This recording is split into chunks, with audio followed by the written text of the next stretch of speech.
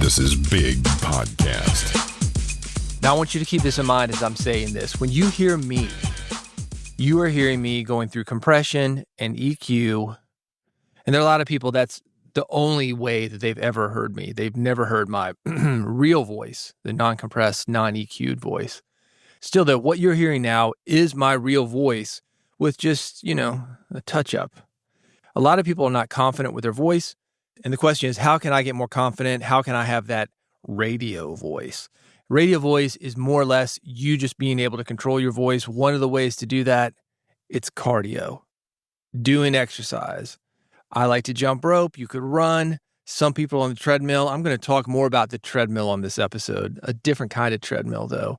However, since I am using that word, just want to give you a quick message. Yeah, if you want that radio voice, take care of your voice, man. Don't smoke, hydrate, get exercise for your lungs, and get behind the mic. Practice. This is Build a Big Podcast, a marketing podcast for podcasters. If you want to grow your podcast, get your podcast to more people, get more people to care about your podcast, make more money with your podcast, spread a message that matters, you're in the right place. You can find me at bigpodcast.com. This episode, the audio edition of my weekly newsletter, that is called Big Podcast Insider. It goes out every Friday morning, New York time. You can find it at newsletter.bigpodcast.com. This is issue number 223, and here's what I'm going to cover. The podcasting treadmill, a different kind of podcasting treadmill. You may already be on this one. How engaging is your episode title? I got a great tool that's going to let you know. A manifesto for content creators. That's you, podcaster.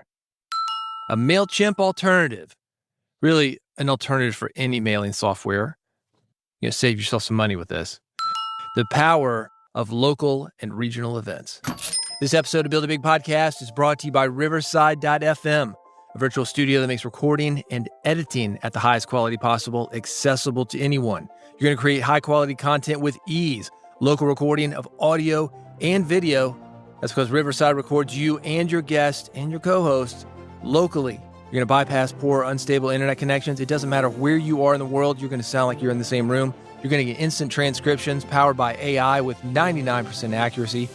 Automatically transcribe your recordings in seconds with their AI-powered technology. It's accurate, reliable, and it supports more than 100 languages.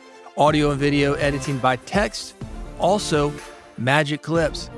That's when they take your long-form audio content, run it through their magic clips machine, chop it up into social media posts that let you promote your podcast, bring more people over to it, and grow your audience. It's everything you need to record your podcast, edit your podcast, and market your podcast. Check it out for free. Riverside.fm, that's the URL. They're going to give you a couple of hours to look under the hood, kick the tires, see how it works for you. If you want to stick around, I've got a discount code. Again, the URL, Riverside.fm, that discount code, Big Podcast, BIGPODCAST. That's Riverside.fm, the discount code to get 15% off. Big Podcast, BIGPODCAST. All right, we're going from thing to thing to thing, all of them about podcasting. Just so you know that I'm going to the next thing, and just so you know that if you want the links to things that I'm talking about, if you want more information, you want to see it in writing, you're going to hear this sound. When you hear that, if you want more information, you want the links, you want to see it in writing, go to newsletter.bigpodcast.com. This is issue number 223. Are you ready? The podcasting treadmill. This is longer than the normal intros that I do, but I think it's important. I want to encourage you to at least skim through it. There's something in content marketing, which is basically what we do as podcasters. People refer to it as the content treadmill. It's the relentless cycle of producing content at a breakneck pace to stay relevant, please algorithms, keep your audience engaged. We see this with podcasters when they do daily podcasts. I talked about the number one podcast, or it's number two again, Midas Touch, a week ago. 15 episodes a day. That's how they did that. I mean, that is pounding things at a breakneck speed. Is it worthwhile? Maybe.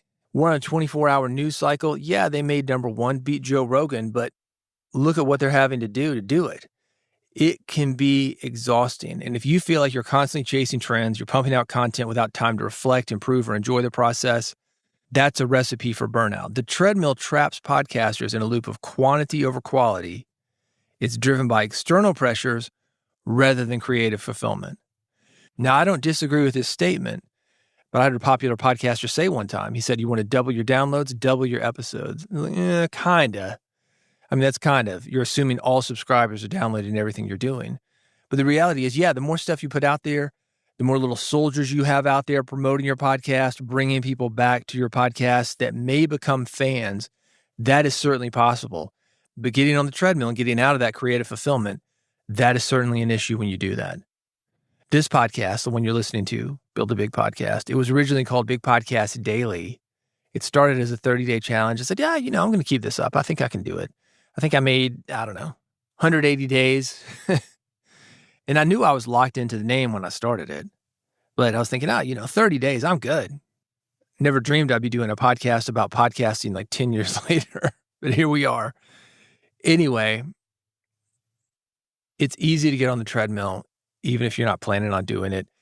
How do you know? This is what it looks like. If you're constantly stressed about publishing schedules, if you're feeling disconnected from your original podcasting goals, if you're sacrificing rest and personal life for podcast deadlines, if you're chasing numbers, and that could be likes, it could be downloads, it could be followers, instead of meaningful engagement.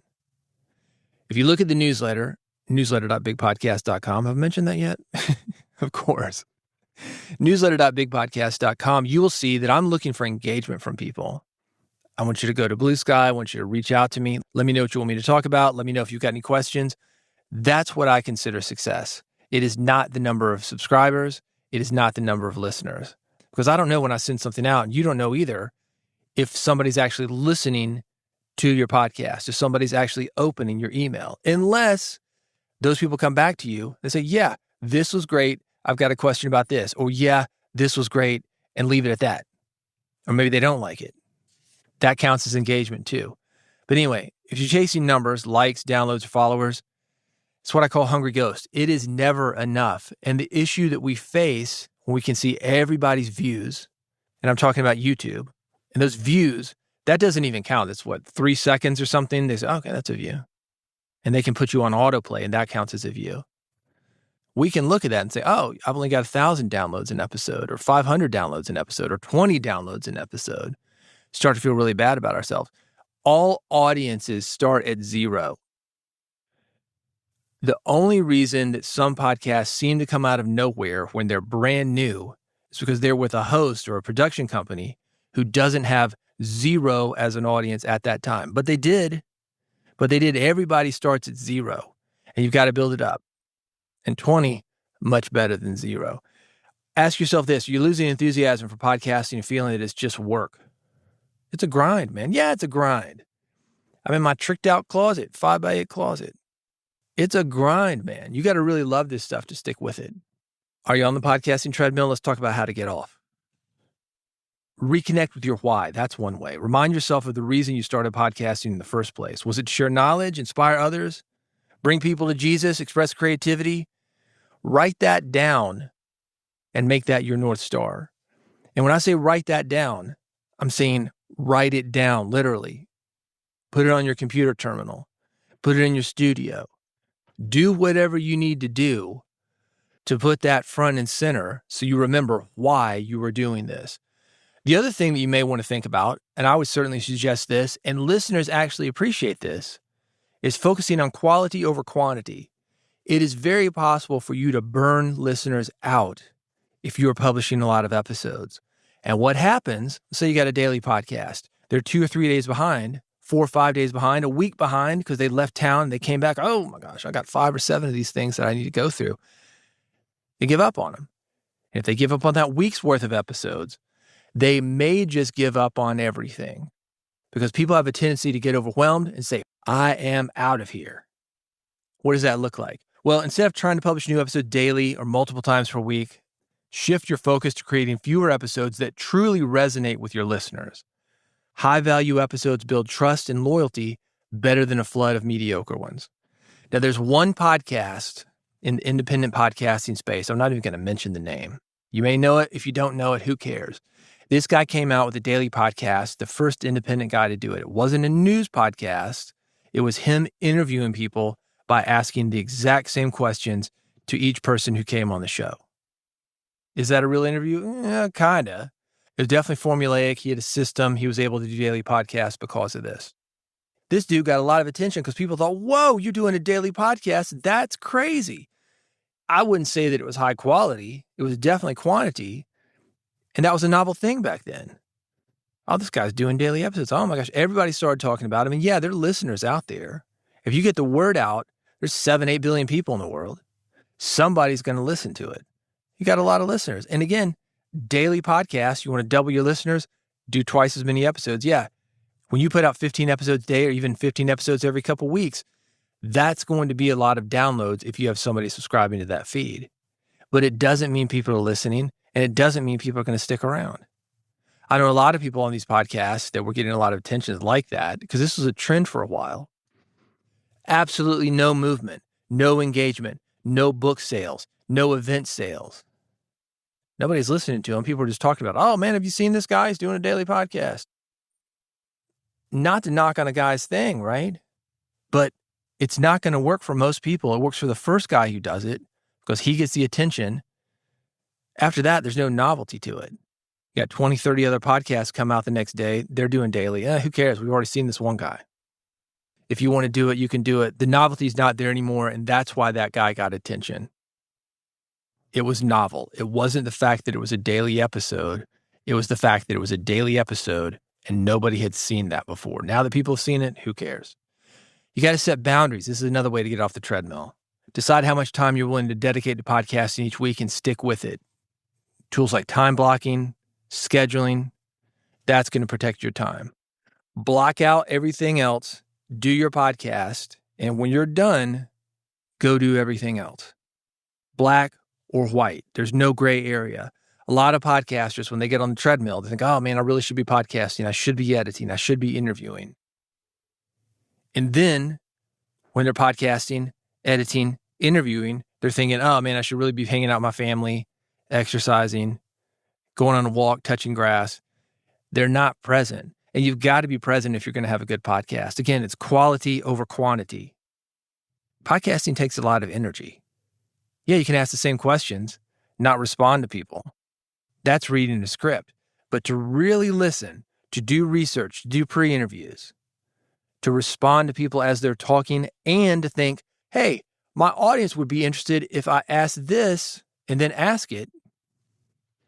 That takes a lot of energy. You can delegate and automate some things, SEO, graphic design, editing maybe. I would suggest that if you're a new podcaster, you edit your own stuff, at least the first 100 episodes. Learn your tricks, learn your habits, know what a good edit looks like to you, and that way hiring somebody is going to be so much easier. And you've got a big catalog of things that you can give to people and say, I want you to make your edits like this 100 episodes that I've already edited. That's going to help you. But you can't delegate, automate, assign these things. That may help you to get off the treadmill. You want to audit your platforms too. Are you spreading yourself too thin? Is it better to focus on 1 or 2 platforms where your audience is more engaged than trying to be everywhere at once? And we see this right now with X. It is dead for most people. Now, if you're doing some kind of right-wing stuff, rage farming, maybe, I don't know. I'm not in that world. For me, I know my audience left. I left with them. No longer on X. Twitter is what we used to call that, by the way. Does anybody call it X? I think that's the official name. We still call it Twitter sometimes. Audit your platforms. Instagram used to be hot. Not so much. They're making it like TikTok. TikTok used to be hot. Then they banned it. Then they brought it back. Do you want to build something on something that might be banned? You know, pick your battles, man. Adjust your metrics for success. This is something else you want to look at. I was having a walk with a friend of mine. She's divorced and she's rebuilding her life. Not that it was destroyed, but we were having a discussion about this. And I'm there too. We're always rebuilding, right? Should be. That's my belief. She brought me in on it and she said, maybe we need to reevaluate what success is. In your 40s and your 50s, it's going to be different than what it is in your 20s. In your 20s, it's different from what it is when you're a teenager. One of those things that I suggest for people who really want a big podcast, and I've already alluded to this, is moving away from vanity metrics. Now that's subscribers, that's downloads. Instead, focus on meaningful measures, things like audience retention, direct feedback, conversions, selling stuff if you're selling stuff, and how fulfilled you are when you create your content? Do you feel good about your podcast? Or you're like, ugh, it's Tuesday, time to record again. And sometimes you're going to have that happen regardless of how engaged you are. It's funny, I was actually out in my yard. My radio producer drove by just a couple days ago. Stopped his car in the middle of the road. He's like, hey, man, I'm glad to see you're still alive. Because after the holidays, we kind of took a break. You know, he was out of town. I was kicking off the new year with some other projects. Sometimes we take breaks. We've been in this thing for 20 years. And it's like a family. It really is. And it's nice to have a family. We can say, oh, man, I got to take a break. You mind if I take a couple weeks off? And by the way, your audience is your family. They're going to understand that. They want you to continue. They don't want you burn out, and they want that quality over quantity. So consider that if you're on the treadmill, get that community going. Stop looking at vanity metrics. You probably heard this thing, 1,000 true fans. That's true when it comes to podcasting. And let's take it back to viewer numbers, these vanity metrics, the things that you'll see on YouTube. 1 million views. All right, yeah, of 3 seconds each. Not all of them, but some of them. Podcasts, and I'm talking about audio podcast, every aspect of what we are looking for when it comes to connection, completion, listening time, engagement. Audio podcasting has that in spades compared to video. Part of that's the algorithm, part of that's how people find us. Regardless of what causes that, those numbers are real. Something else, if you feel like you're on the treadmill, experiment without pressure. Give yourself space to try new formats and styles outside of the algorithm's demands. You might find something that reignites your passion. One of the things that I've thought about doing on this podcast, because I know I'm in a predicament, again, looking at stats, monologue podcasts do not have the engagement or the listenership as a co-hosted interview-style podcast. I'm not looking at doing interviews, but I am looking at bringing in other people and having discussions around these topics. It's easier to listen to. People find two people back and forth so much easier to have in the background than me just blah, blah, blah, blah, blah, telling you a one-way conversation about podcasting. You got to be present for this kind of stuff. Conversation, a little bit different. You can miss a little bit of it. You can check out a bit maybe, pick it up where you left off, even if it's a few minutes later into the conversation. This style format, the audio edition of the weekly newsletter, that was an experiment. More or less to keep me on track. I was running into this kind of stuff. I was like, well, I hadn't put an episode out this week. This format, the audio edition of the newsletter, was going to force me to keep on schedule because the written version of the newsletter is every week. It was an experiment. Here we are, 223 episodes in. That's not including the other episodes that I've got of this podcast. I'm about 650 or so. So there are a lot of them. If an experiment doesn't work, move on to the next experiment. It's a joke about the light bulb. I didn't fail 10,000 times. I just know 10,000 things that don't work. Same with your podcast. It's not always going to work until you put it out. You really don't know if it'll work or not. Even though we've got best practices, we kind of have an idea. Until you put it out, you don't know. So put it out. See if it works for you. When you get off the treadmill, it doesn't mean you're abandoning ambition. It's about finding a sustainable rhythm that lets you thrive creatively while still reaching your goal. That's it. The most successful podcasters aren't the ones who publish the most. The most successful podcasters connect deeply. They stay consistent over time. They protect their mental health while delivering genuine value. And as I mentioned earlier, sometimes you're also protecting your audience's mental health by not bombarding them with low-quality, high-frequency content. That's not good for them either, man. Think about the audience and think about yourself. By the way, if you're looking for a community to help you, Big Podcast Amp, I've talked about it. You're going to get personal coaching from me. You're going to get a community of other podcasters who are working this hard, dealing with this kind of stuff. Like, hey, man, I'm 5-10 years in. I'm getting burnt out. How do you deal with it? Here's some different things to think about. Here's some encouragement. Let's get back to your why. Bigpodcast.com/amp. That is where to find more information. If you want everything that I've talked about written, some more information that I haven't talked about here as far as the podcasting treadmill, newsletter.bigpodcast.com. This is issue number 223. Real quick, I want to talk about Big Podcast Amp a little bit more. If you like the newsletter If you like this podcast, you're going to love Big Podcast AMP. That's AMP. It stands for Audio Monetization Program. It's a personal coaching program that's going to help you do 3 things. 1, grow your podcast audience. 2, get people talking about your podcast. And 3, make more money with your podcast and your podcasting skills. I haven't talked about this, and I may. I just got hired by Apple, and they wanted to work with me because of my voice, and it helped that I had a Southern accent, and I'm a 50-year-old guy. They're looking for different demographics to program Siri. So if you're interested in stuff like that, those opportunities out there, I'm connected in the scene. I can help you out with them. You can get the details at bigpodcast.com/amp. That's bigpodcast.com/AMP. How engaging is your podcast title? I've got an analyzer tool. It is linked at newsletter.bigpodcast.com. It is a great way to look at podcast episode titles and tweak them to make them more interesting. Before people listen to you, they are reading your title. They are looking at your artwork. They're thinking, should I take the chance on this episode? The better your episode title, the better your artwork, the more downloads you are going to get. Here's what this tool looks like. It's going to look at your title. It's going to analyze the following elements. 1, relevance. 2, punchiness. 3, clarity. Do they know what you're talking about? 4, catchiness. 5, context. 6, emotional impact. I want you to note something. It was originally created for bloggers. So what you're going to want to do if you use this thing is you're going to want to use the blog post tool for best results. But it's the same thing, man. Why do people read a blog post? Why do people watch a YouTube video? Why do people listen to a podcast episode? It's these things: relevance, punchiness, clarity, catchiness, context, and emotional impact. It's going to make you work a little bit harder, get a better episode title out of you, and it's going to be worth it. Same episode, but better results. I'm curious about the results that you get from this, by the way. I would love to see the before and after. If you run your episode through this tool, do reach out to me on Blue Sky. I've got the link to the tool and the way to reach out to me via Blue Sky. Both of those things linked, newsletter.bigpodcast.com. This is episode number 223. A manifesto for content creators. That includes you. You know, I love a good manifesto. I've got one myself. It's 10 podcasting lessons in 282 words. If you have not read that, I have that linked, newsletter.bigpodcast.com.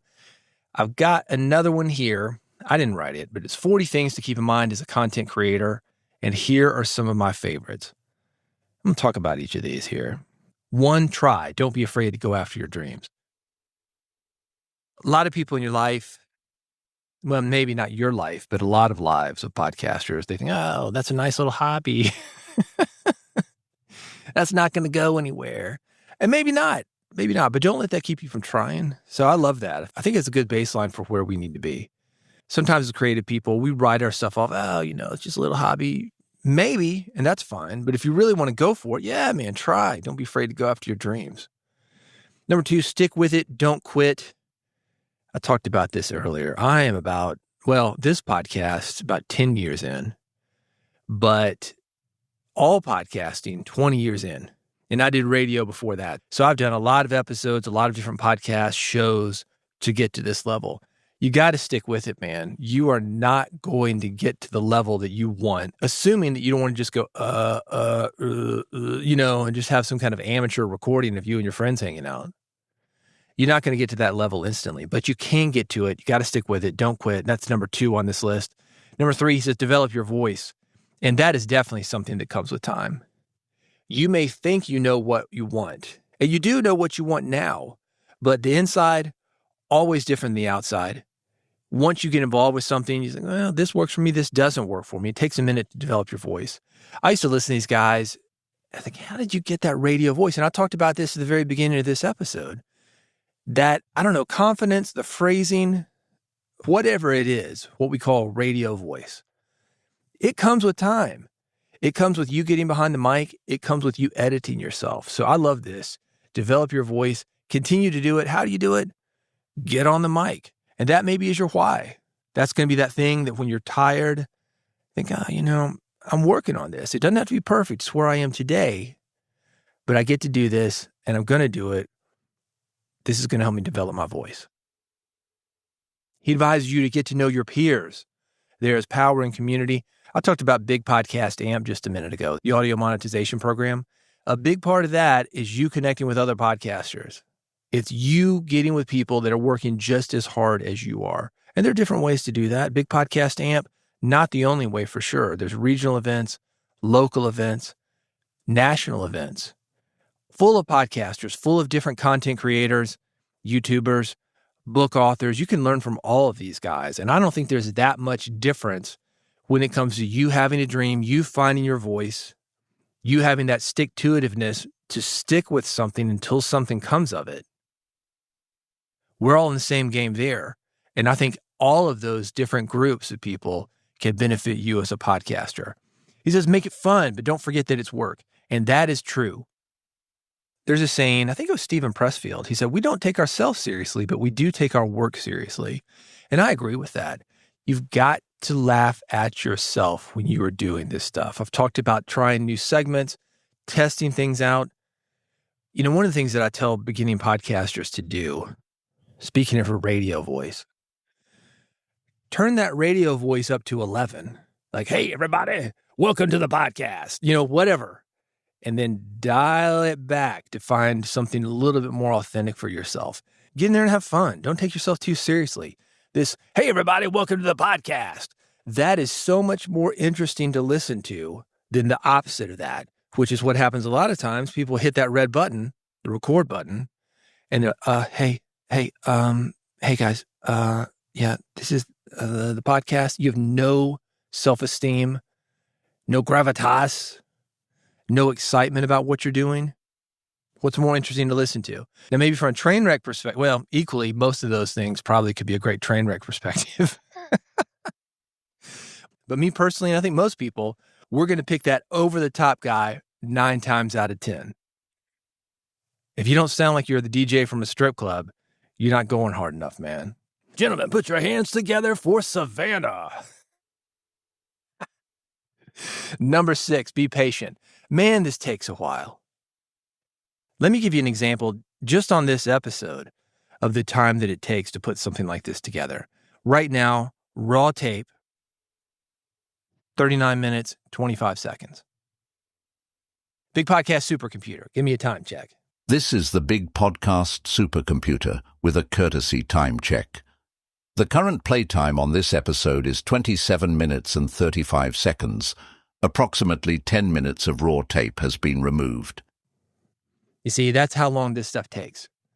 You got to be patient with yourself, not only with individual episodes, but with episodes in general, with shows in general, with audiences in general.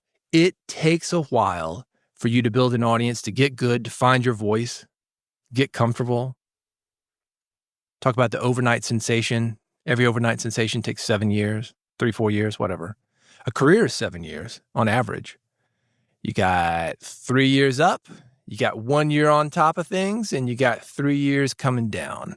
So plan to spend a little bit of time on your podcast. This is not something that's going to happen overnight. Sometimes it does. Sometimes there'll be a fluke. Haktua, she was a fluke. That Haktua video that put her over the top, that introduced her to so many people, that was taken in Nashville. She was here just hanging out on Broadway. Somebody came up to her with a camera, and there are guys there all the time looking for these viral moments. That guy got one. And she had her 15 minutes of fame. I thought she was going to hang out a little bit longer, guys, but she did not. You might be able to replicate that, but that is lightning in a bottle, man. It is much better for you to spend the time on it, be patient. You're going to have something that lasts a little bit longer, certainly. Number 7, don't be afraid to fail. And this gets back into trying new things. The, hey, everybody, that kind of stuff, segments, shows, episode topics, whatever. Most stuff doesn't work. So you can't be afraid to fail. On the flip side of that, he says, don't be afraid to succeed. That's another thing. I kind of wonder about these guys that are still that beginning podcaster. Hey, everybody. Hey, they want to be liked by everybody. They don't have an opinion. They've got that milquetoast thing that isn't going to piss anybody off, but it's not going to get anybody truly excited. Now, that's the most boring podcast. It's not the personality. Hey, everybody. Hey, it's my podcast. It's what you say with your words. If you're not saying anything, nobody's going to listen to that. Don't be paranoid about other people stealing your ideas. This is a big one. So many people come to me for consulting. Man, we're going to need you to sign this NDA, non-disclosure agreement. I'm not signing that. I mean, dude, I'm not going to steal your idea. I'm not going to go out and blab it all over the world. I probably don't care. Ideas are a nickel a dozen. What matters is all of these things on this list. Are you going to stick to it? Are you going to develop your voice and develop the audience as well? Are you going to get to know your peers and do cross promotions with things and do partnerships and be patient and not be afraid to fail and don't sabotage yourself because you're afraid of success? It's not the idea that gets people somewhere. It's the personality, it's the action, it's the stick-to-itiveness. So don't be paranoid about somebody stealing your idea. Even if they do, they're probably not going to do anything with it. Finally, he says this, at least finally on my list. This is the 10th thing that I'm mentioning. He's got 40 of them, and I've got these linked at newsletter.bigpodcast.com. 223 is the issue. He says, define your own success. And that is 100% true. What I want, different from what you want. What all these bros on YouTube telling you to make so much money in a certain amount of time or get so many views or whatever, maybe you don't want that. I love audio-first podcasting. I've got no desire to be on YouTube. I don't care about being famous. Do I want to be respected? Yeah. Some people, they want to be famous. They don't want to be respected. And that's what I'm talking about. You define your own success. I've got all 40 of these. I think I'm going to write a little bit more on each of these. Maybe not all of them, but some of them. Some of them are really great. And I've got a lot of thoughts on them. If you're interested in a specific one, my thoughts, reach out to me. You can do that via Blue Sky. I've got that link. And again, it's a manifesto for content creators. Everything. Newsletter.bigpodcast.com. This is issue number 233. A Mailchimp alternative. Yeah. Remember Mailchimp? Those ads from cereal? Mailchimp, whatever. Yeah, Mailchimp. It's a weird word. A lot of people are on it. Maybe you're sending your mail that way. Newsletters, mailing list stuff. Let me give you two things to consider if you've got an email list or you want one. One, sending email is cheaper and easier than ever. Man, I used to pay hundreds of dollars every month for an email newsletter. And granted, I had like 80,000 people on it. But it was expensive, man. These days, well, I'll tell you about this deal here because it's cheaper than you think. Cheaper and easier than ever. Most podcasters don't need crazy automations, by the way.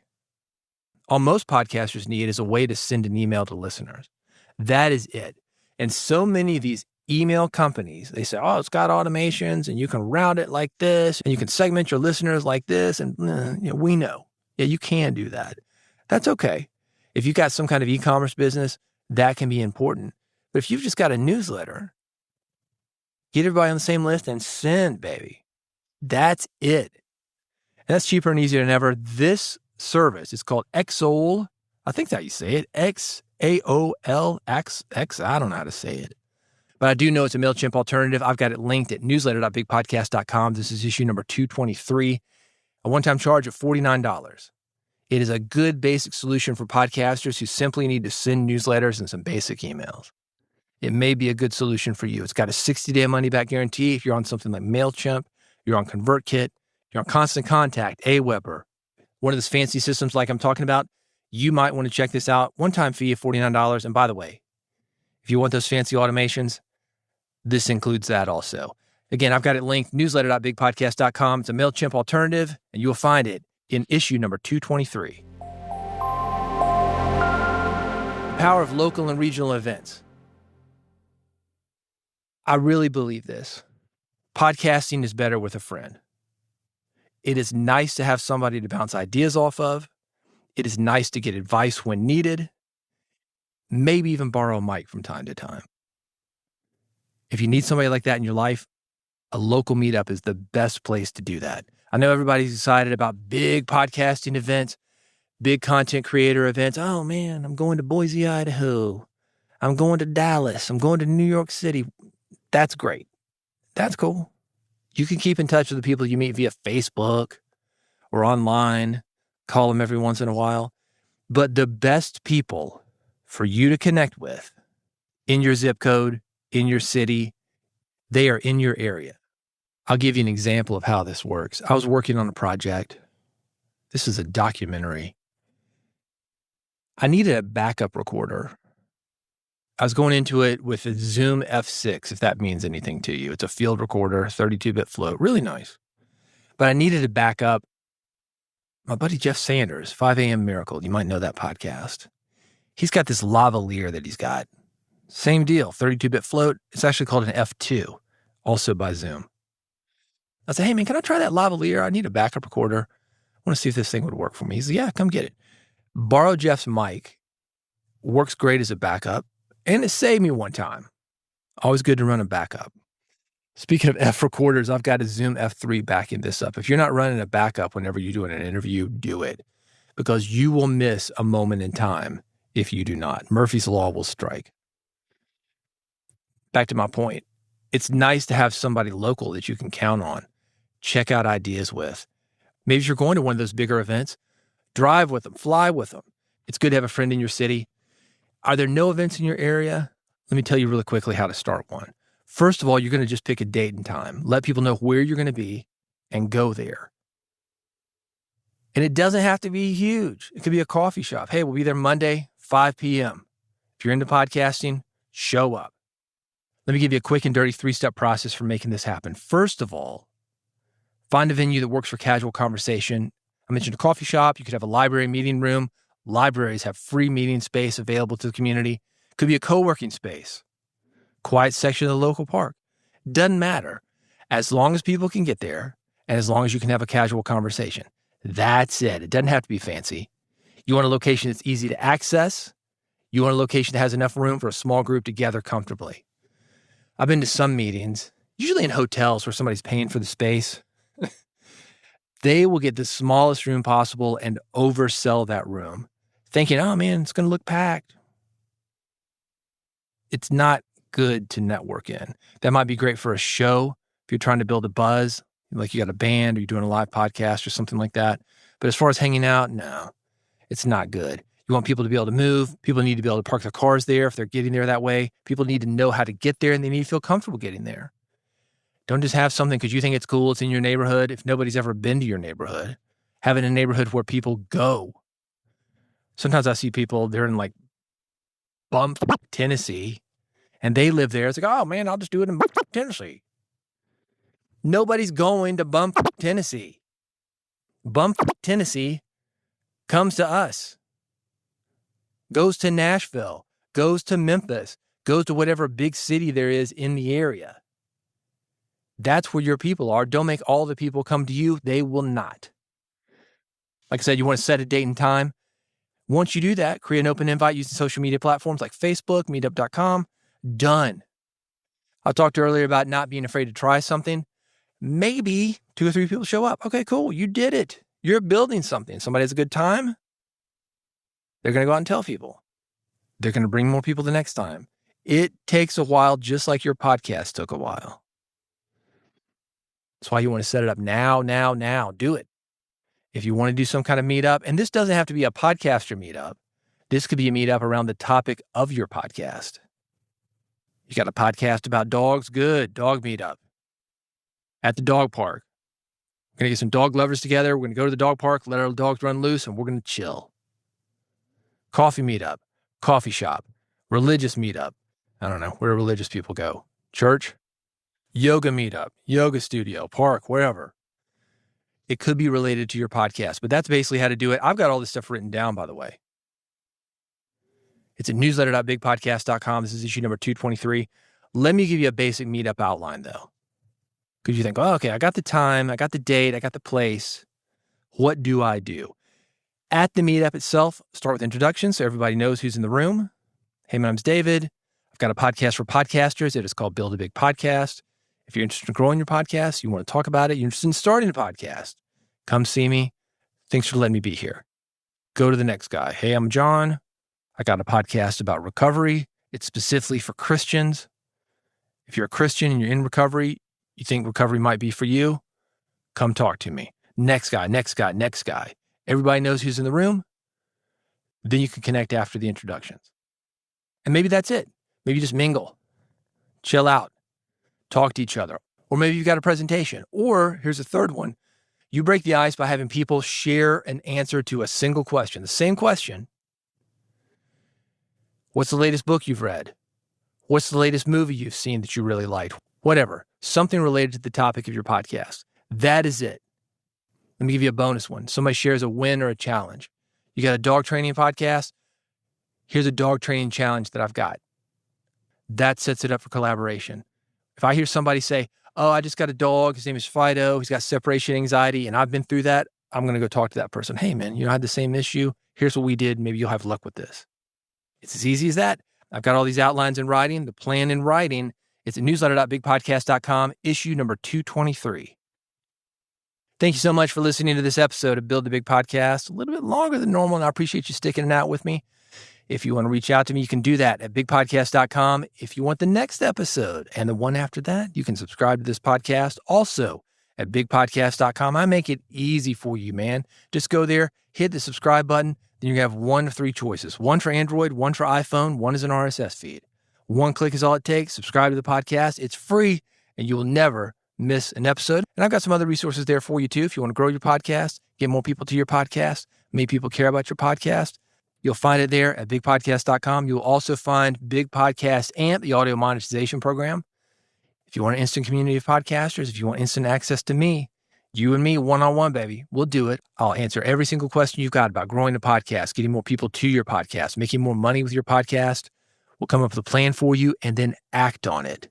I will be holding your hand. You will have a group of people there working with you so you won't feel alone doing it. Everything's at bigpodcast.com. Again, thank you so much for listening to this episode of Build a Big Podcast. Go there now, bigpodcast.com. Do subscribe, and I'll see you on the next one.